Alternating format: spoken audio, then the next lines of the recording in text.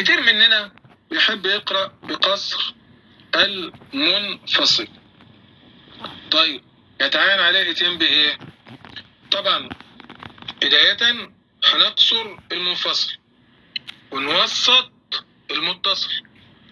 طيب ويبسط بالصاد، بسطة بالصاد، المسيطرون بالسين، المسيطر بالصاد،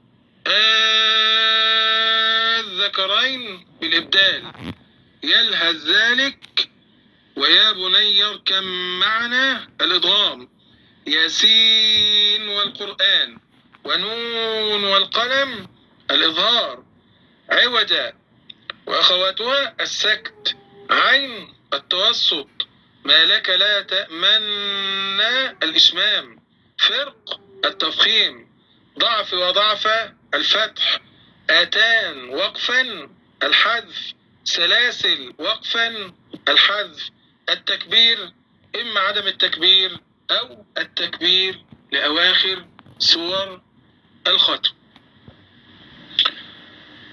بكده يبقى احنا عرفنا لو حبيت أقرأ بقصر المنفصل الأوجه اللي أنا لابد علي الاتيان بها، ولو حبيت أوسط المنفصل الأوجه التي يجب علي الاتيان بها. الله أعلى وأعلم، وصلى الله على سيدنا محمد وعلى آله وصحبه وسلم.